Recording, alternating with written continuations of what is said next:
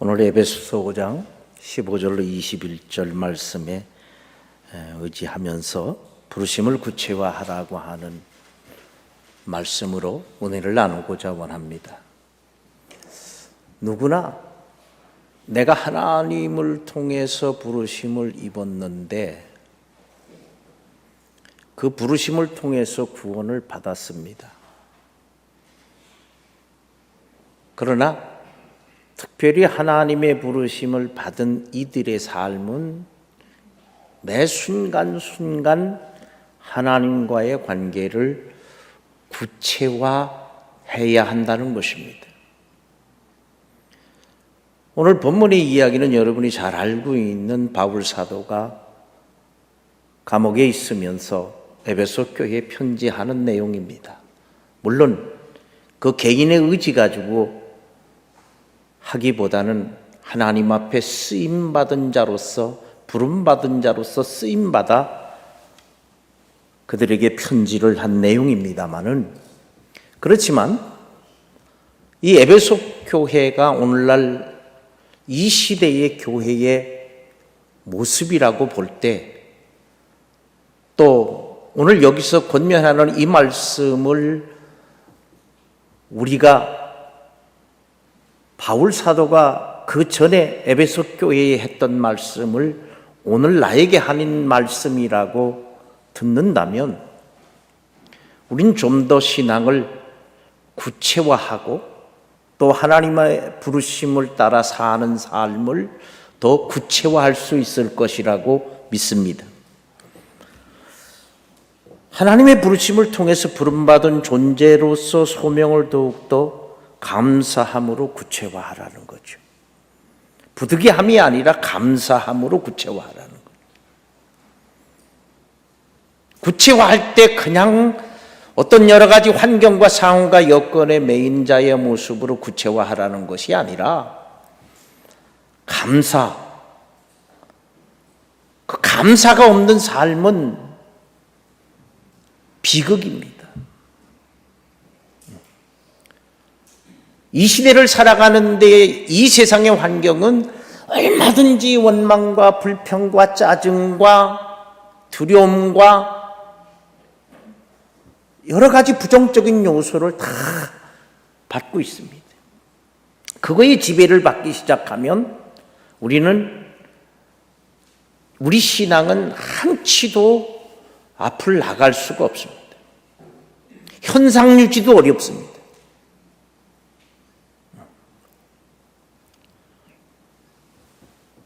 그러나 오늘 그 바탕이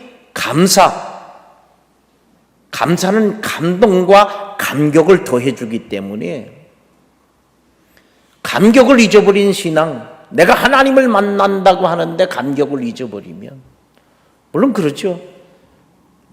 신학교로 오면 은혜 다 잊어버리고 바닥이 난 채 참 마지막 졸업학년이 될 때 어떻게 해야 되나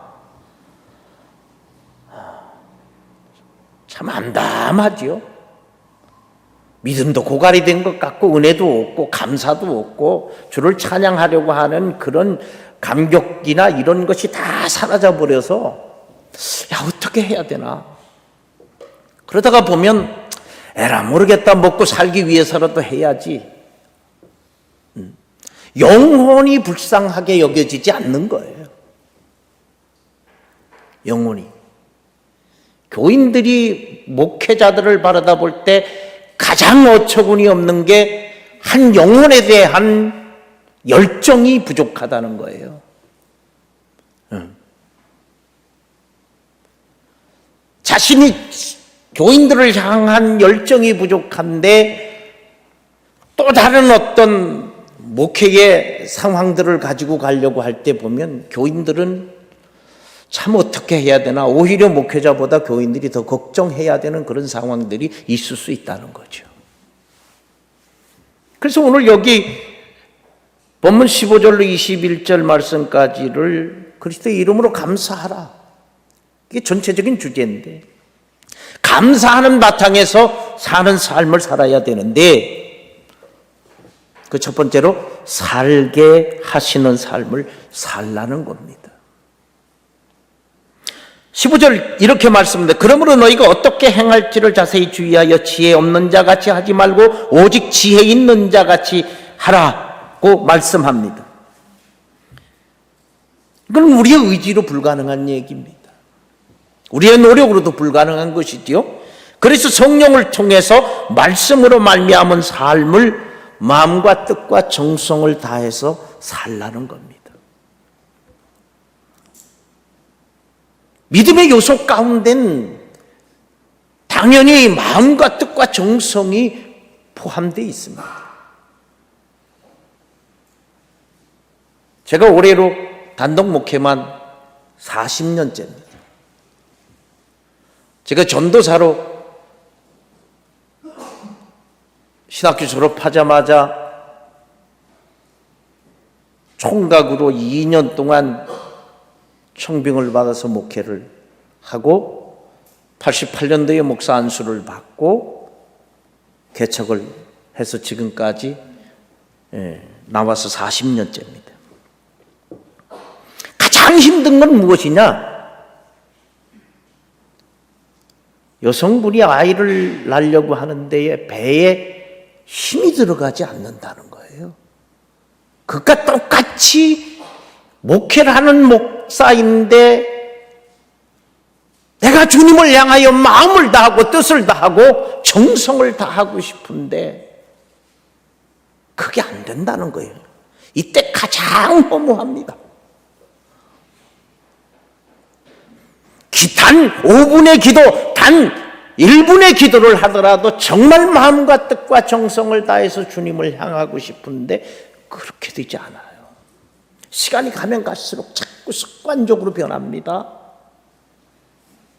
여러분, 이것은 내가 하려고 하는 신앙생활, 내가 하고 싶은 신앙생활을 하려고 하기 때문에 나타나는 병리적인 현상입니다. 영적인 병리. 좀 더 우리는 구체화해서 하나님이 살게 하시는 삶이 어떤 것일까 성경을 볼 때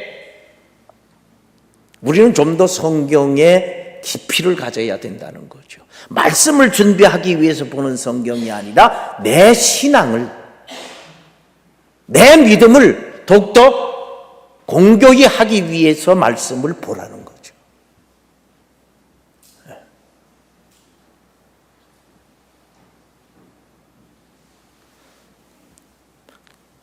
저도 저희 아이 둘이 큰아이는 딸인데 목사 와이프가 됐습니다. 한 10년 됐는데 이제 우리 작은 아이가 작년 5월에 미국 KAPCA 교단에서 목사 안수를 받았습니다. 한 2달 정도 다른 일 때문에 한국에 들어왔을 때 다른 거 하지 마라. 성경을 열심히 보긴 보는데 네가 네 신앙을 위해서 봐라. 설교 준비하려고 보는 게 아니고 네 신앙을 준비해라. 여러분, 그렇게 하려고 해도 목회가 바빠지고 여러 가지 상황에 붙들리게 되면 내 신앙을 위해서 보는 것이 아니라 어쨌든 간 신방해야 되고 어쨌든 간 한국 목사들은 끊임없이 설교해야 하는 타임이 얼마나 많은지 그거 해내기가 바쁩니다. 아주 고통스러운 거죠. 제가 88년도에 개척하면서 가지껏 뭐 하면 되겠지. 3개월 하고 나니까 레퍼토리가 다 떨어졌어요. 이제는 어떻게 할 것이냐? 맨 땅에 헤딩해야 되는 길밖에 없는데 쉽지 않아요. 그냥 어떻게 떼워 넘어간다. 그래서 저는 저희 개척 멤버인 교인들한테 참 감사해요. 제 허물을 성품과 인격적인 면에서 부정적으로 골라내지 않아도 제가 말씀을 전하는 과정에 쉽게 말해서 마음과 뜻과 정성을 다하지 못한 채 전하는, 그러다 보면 실수도 나와요. 그래서 이삭이 아브라함을 낳고 해도 아멘 해주는 그런 권사들, 오죽해서 아멘을 더 크게 해주겠어요? 참 우리끼리니까 웃을 일이지만 정말 가슴을 치는. 저도 이제 제 본 나이로는 은퇴가 얼마 남지 않았습니다만은 점점 나이가 들어가면서 느끼는 거는 좀 더 죽게 가까이, 좀 더 말씀을 가까이, 설교하는 게 문제가 아니라 내 신앙의 문제다. 살게 하시는 삶을 습관적으로 살아내고 거치대로 사는 것이 아니라 진정성을 가지고 하나님을 믿는 믿음을 가지고 사는 겁니다. 저는 다소곳하게 목회를 못했습니다.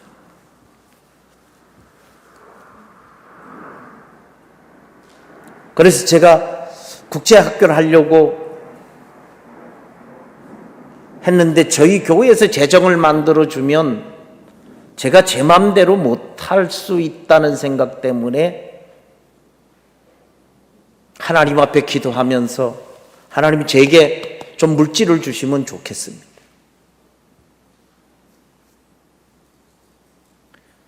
목회 시작할 때의 신학적인 바탕에선 있을 수 없는 얘기인데 현장에 나가니까 전혀 동떨어진 여러 가지 상황들이 펼쳐집니다. 그래서 하여간 어찌됐건 내가 하나님 앞에 좀 더 영광 돌릴 수 있는 모습이 무엇일까? 이미 다 잘할 만큼 잘하고 세상에 마르고 다를 만큼 다른 사람들을 데려다가 말씀을 가르쳐서 주의 은혜로 거듭났지만 신앙생활하는 게 못마땅한 게 한두 가지가 실은 아니거든요. 쥐꼬라지도 모르면서. 그러면 이 사람들을 어려서부터 하나님의 말씀으로 가르쳐서 정말 멋진 그리스도인으로 만들고 싶다. 그래서 제가 국제학교를 세우고 싶어서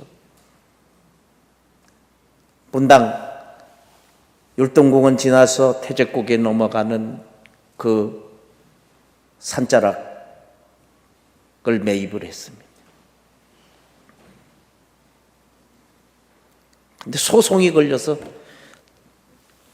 제 50대 초반에서 지금까지의 시간을 다 소송 끝내고 이제 지쳐서 한 5년여 정도 그냥 있습니다.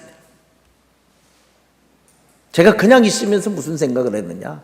진짜 하나님하고의 관계, 그 첫사랑, 하나님이 날 사랑해 주신다고 했던 그 첫사랑의 모습으로 돌아가 보자.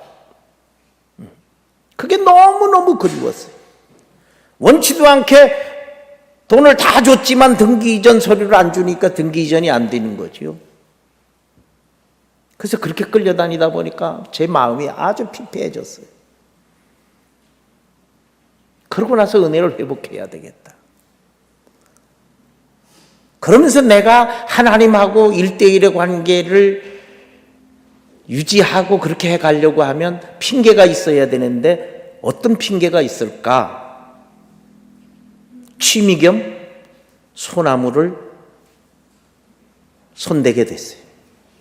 저는 대한민국에서 제일 비싼 취미를 가진 목사입니다. 소나무가 여러분 아시는 분들은 아시겠지만 비싼 소나무도 있습니다. 저는 20억짜리 소나무도 봤습니다.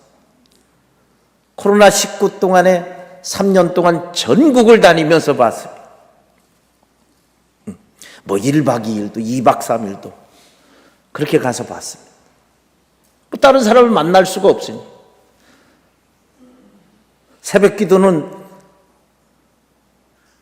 여관방에다가 핸드폰 놓고 줌으로 새벽 기도를 인도하고 어느 목사님하고 두 분이 그랬는데 그 목사님도 새벽 예배를 인도해야 되니까 둘이 가도 둘이 한 방에 자도 될 텐데 서로 찢어져서 그렇게 자면서 했습니다.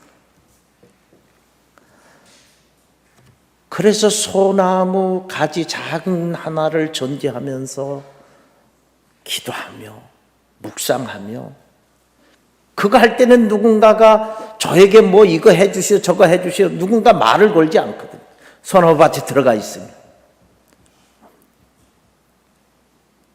그러던 끝에 실은 요 앞에 소나무가 심겨진 그 자리에 느티나무가 있었는데 느티나무가 죽었어요. 그때 총장님한테 어떻게 하실 거냐 그러니까 조금만 기다려보자고. 그때 완전히 죽지는 않았거든요. 죽어가는 중이에요. 제가 볼 때는 회생 불가능한 거예요. 왜냐하면 나무는 뿌리부터 죽거든요. 뿌리부터 죽으면 이제 서서히 올라가면서 그 증세가 나타나는 것이기 때문에 이미 가지들의 그런 현상이 나타난 뿌리는 상당히 문제가 있다. 그건 뿌리가 썩어간다는 얘기거든요. 하나님 앞에 좀 더 가까이, 어떤 모습으로든 좀 더 가까이, 그렇게 하다가 취미가 생겨버린 거예요.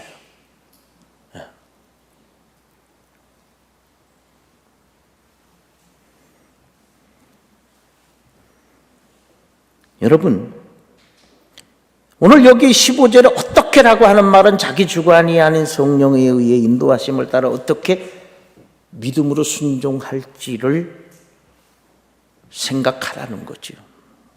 어떻게 할 것입니까? 어떻게? 우리가 늘 주님 앞에 나에게 물어야 돼요. 주님 앞에서.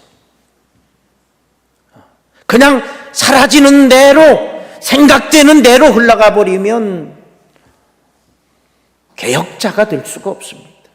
신학교에서는 신학이라는 의식은 살아있어서 개혁하는데, 지금 우리 교단의 목사님들 보고 은퇴해 나가는 목사님들이 누구보다도 노예에서 개혁주의 하던 분들이 참 이상한 짓들을 하고 은퇴하는 경우를 저는 봅니다. 저는 그 중에 한 교회를 다시 찾아오는 역할을 우리 수원노에서 했습니다. 참 안타깝죠. 그 누구도 우리의 미래를 장담할 수가 없어요. 왜냐하면 노후가 준비가 안 돼 있단 말이죠. 나가면 뭐 노령연금, 국민연금 해가지고 받으면 먹고 살 수 있을까? 여러분, 우리가 노후를 준비해놔도 그 3분의 2가 병원비로 들어가야 돼요. 그거 어떻게 살 거냐는 거죠.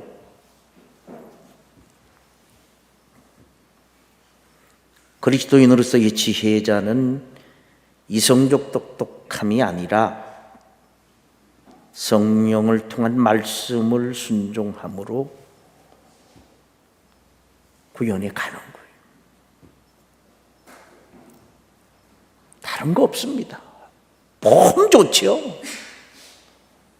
그런 목사님들 수없이 만나봤습니다. 그래서 지혜 있는 자 같이 하라는 거예요. 디모데후서 3장 15절 성경은 능히 너희로 하여금 그리스도 예수 안에 있는 믿음으로 말미암아 구원에 이르는 지혜가 있게 하느니라. 하나님이 우리에게 믿음을 주실 때 그 믿음 안에 하나님이 허락하시는 지혜가 있다는 거예요. 네가 경험하고 네가 이성적으로 지성적으로 아는 지혜가 아니라 지금 주님에게 구하는, 주님이 주신 지혜를 가지고 인생을 살아보라는 거죠. 저는 그렇지 않게도 살아봤고 그렇게도 살아보려고 지금 몸부림쳐요.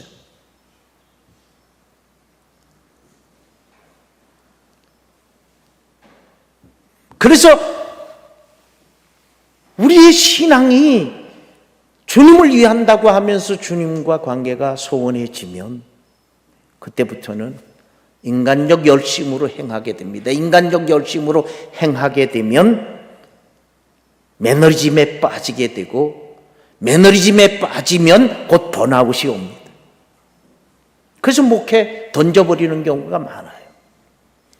우리 수원노회 같은 경우도 무임 목회자들이 많은 이유가 그런 거죠. 이러저러한 이유가 다 있다는 거죠. 감당이 안 돼요. 그래서 늘 해마다 절차지에 나올 때 무임 목사님들 이름이 수없이 나옵니다. 이거 어떻게 어디 사는지도 몰라요. 그래서 개혁신부에다가 제명을 해라. 제명을 해놓고 나중에 그 무임 목회자의 연락처나 노회 참석하지 않는 그런 소명이 되면 다시 회복해주고 아니면 계속해서 처리를 해 나가야지. 그래서 수원로에서 최초 제명하기 시작했어요. 제명 그러면 대단한 것 같지만 그게 차라리 행정적으로 깔끔해요. 소명만 되면 다시 회복해 주니까. 결코 쉬운 믿음을 가지고 인생을 살려고 하지 마십시오. 쉽게 가려고 하지 마십시오. 이는 이 시대의 그리스도인에게 또는 목회자들에게 또는 여러분들에게 독입니다. 그렇게 쉽게 되질 않기 때문에 그래요. 하나님이 만들어 놓으신 그 틀 안에 뭐 세상에서 말하는 용어들을 가지고 열심히 이야기하고는 있지만 그러나 어차피 본질에 있어야 돼요. 그 본질을 벗어나면 벗어난 거예요. 다시 원위치로 돌아와야 돼요. 자기가 대가도 지불하지 않은 그 구원의 은혜를 가지고 만용을 부리는 이들이 수없이 많습니다.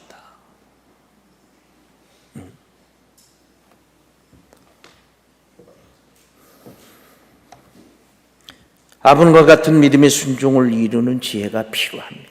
믿음 안의 지혜는 그런 거예요.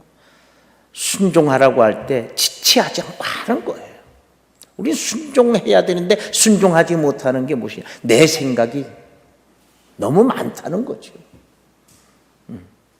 내 삶을 너무 걸리는 것이 많다는 거죠. 그 다음에 두 번째로 시간을 아끼는 삶을 살라는 겁니다. 이것은 꼭 연세 드신 분들에게 하는 말이 아닙니다. 한국통계청에서 보고한 내용을 본 80세 이상을 사는 사람들은 평균 나이가 23%만 80을 넘겨서 산다고 그래요. 그 나머지는 80도 못 넘기고 죽어요.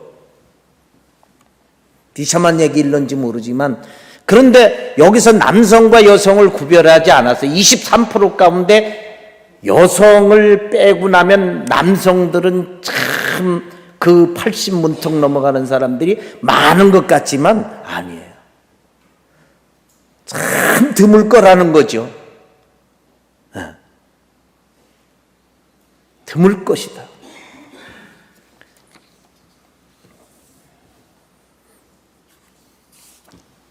인간적으로는 그래서 이 통계를 믿는다면 시간을 아끼는 것이 맞습니다.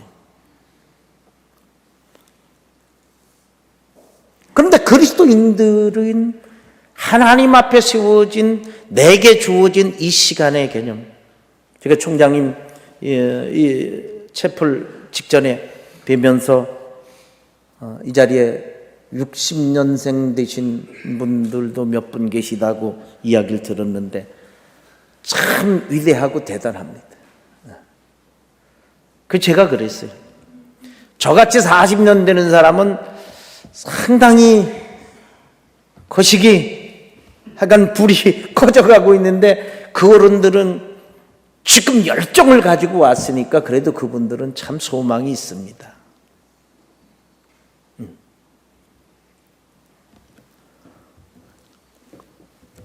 우리가 크로노스의 시간이 아니라 카이로스의 시간을 살아가는 존재여야만 한다는 것이죠. 헬라어 본문에는 그 세월을 가리키는데 하나님은 우리들의 삶의 경계를 정해 놓으셨다는 거예요. 그러므로 그 정해 놓으신 그 삶, 그 안에서 세월을 아껴라, 시간을 아끼라는 겁니다. 그래서 내가 얼만큼 살다가 죽을는지 모르지만 크로노스의 시간을 사는 사람들은 끊임없이 아쉬울 거고요. 카이로스의 시간을 사는 사람들은 짧게 살았지만 감사했다. 감사했다. 그 인식을 하면서 살아갈 것입니다. 그래서 하나님이 허락하신 그 타임을 잘 맞출 줄 아는 노련함이 필요합니다. 마태복음 25장 8절 이하의 말씀에 열처녀의 비유가 나오지요. 그러나 나중에 5처녀는 혼인잔치에 참여하지 못하는 자들이었습니다. 그들은 먼저 은혜 받았다는 것이죠. 하나님이 주신 시간은 받은 그 시간부터 끊임없이 주님과의 관계를 더해가야 되는 겁니다. 그건 우리 의지나 노력 가지고 안 된다고요. 그래서 부족한 우리들에게 성령을 주신 거죠.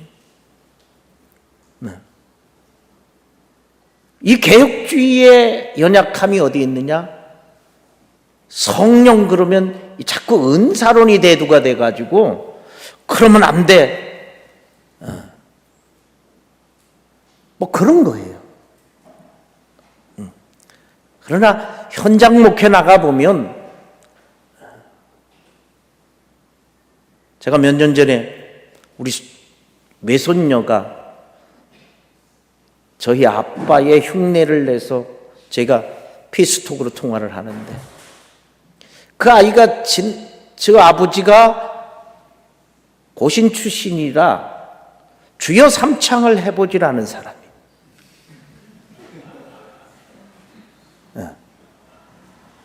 주여 삼창을 안 해보고 이제 부목사로 갔는데 금요철야 기도회를 인도해야 되는 순서가 된 거예요.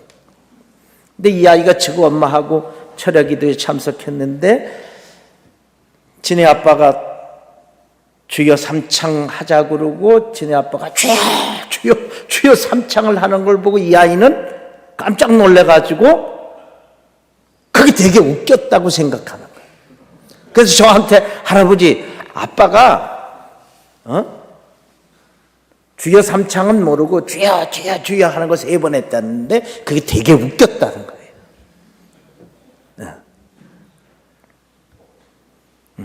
그 주여 삼창은 대한민국의 트레이드 마크입니다.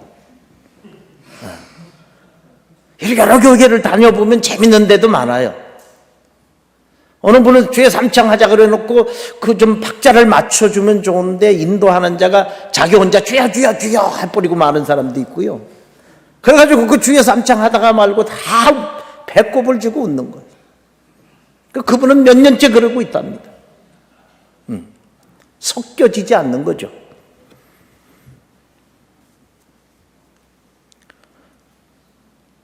우리는 늘 크로노스의 시간에 머무르면 카이로스의 시간의 타임에 젖어들 수가 없습니다.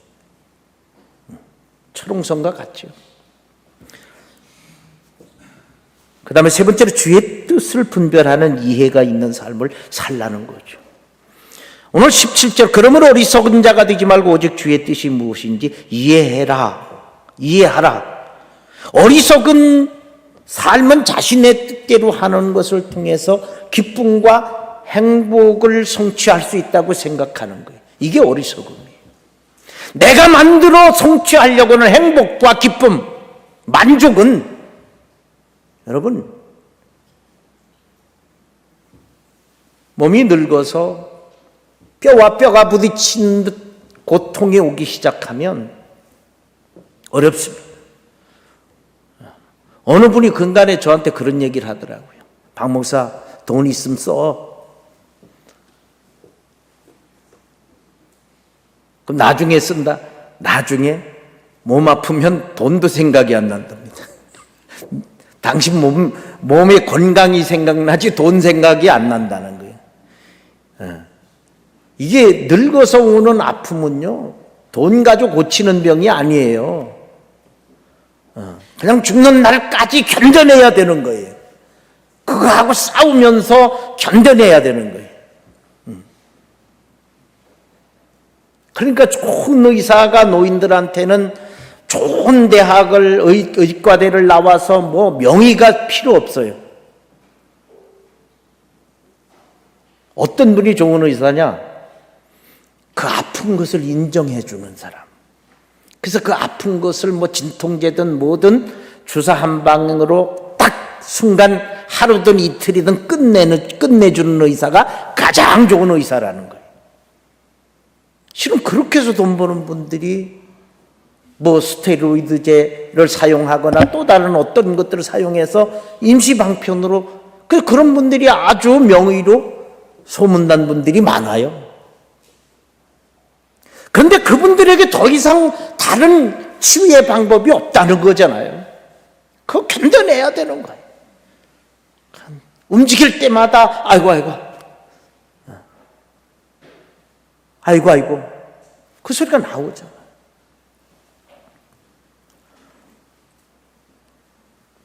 그래서 주의 뜻이 무엇인지를 이해하면서 사는 것, 나의 뜻이 아니라 주의 뜻이 무엇인지를 이해하고 사는 것, 그걸 못하면 믿음의 순종, 하나님의 말씀을 아무리 끊임없이 듣고 봐도 순종하고는 멉니다. 순종해야지. 염원적 의식에 우리가 물들어 있단 말이죠. 염원적 의식 속에 물들어 있으면 그냥 이거 내일 하면 되고 뭐 일주일 후에 하면 된다, 상황이 되면 하면 된다. 근데 많은 사람들이 자기에게 속아요. 그 염원적 의식을 가지고 있으면 언제 한다고 딱 못 박아놓고 지금은 안 해요. 안 하면서도 자기 의식 속에는 곧 할 거니까 그러면서 나도 하는 것으로 착각을 해요. 제가 목사님들 두 팀을 인도하고 있는데 그 목사님들이 그래요. 그 즉시 무엇인가를 행해라. 주의 뜻을 분별하는 게 중요하지만 분별하고 나면 곧바로 여기서 이해하라고 하는 말을 우리가 좀 더 구체화시켜야 돼. 이해가 됐으면 그 이해된 말씀을 직접 행동으로 행하라. 의식 속에만 넣어두고 생각 속에만 넣어두고 있지 말라. 이거는 세상의 자기 개발을 전문으로 하는 사람들도 분명히 이 얘기를 합니다. 즉시 행하라는 것 아닙니까? 오늘 여기서도 그거예요. 자꾸 염원적인 생각 속에 신앙은 그렇게 넣어두고 내 환경과 상황과 여건에 맞춰서 가는 것이 아니라 그 말씀을 듣는 즉시 아브라함의 존귀함이 그거죠. 듣는 즉시. 내가 손해가 나든 손해가 나지 않든 그거 가리지 않고 즉시 하는 겁니다. 목회자들이 목회의 어려움이 어떤 것입니까? 즉시 해야 되는데 그걸 놓쳐버릴 때 그리고 아예 의식도 하지 못하고 잊어버리는 거예요. 원치 않게 그렇게 돼 있어요.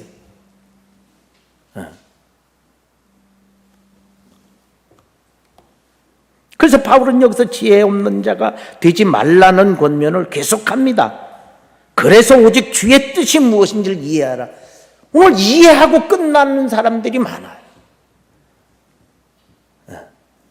끝나는 사람들이. 목회하는데 나름대로 은혜롭게 목회하는 분들 보면 이해로 끝나는 분들이 아니라 그 이해 속에 직접적인 행동을 하는 사람들이. 직접 행동하는 사람들이. 생각만 하고 행동하지 않으면 똑같은 거예요. 그러나 생각하고 있다는 것, 내가 알고 있다는 것, 이것에 멈추어 있으면 우리 삶은 변화가 없습니다. 마지막으로 오직 성령 충만으로 살라. 이건 뭐 두말할 필요가 없을 것 같습니다. 술 취하지 말라. 이는 방탕한 것이니 오직 성령으로 충만하라. 성령으로 충만하라. 성령으로 충만하지 않으면 될 일이 없습니다. 내 의지 알잖아요. 우리 각자가 내가 가진 의지, 내 노력 잘 알잖아요. 요즘은 작심삼일 3일도 안 된다는 거예요. 요즘은. 과거엔 그래도 3일까지는 했는데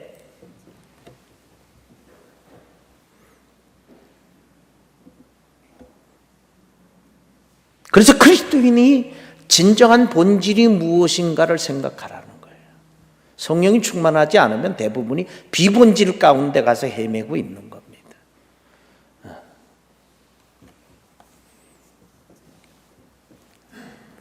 이 시대의 아픔과 고통과 어려움들은 성령 충만하냐 아니면 그렇지 못하느냐의 문제입니다.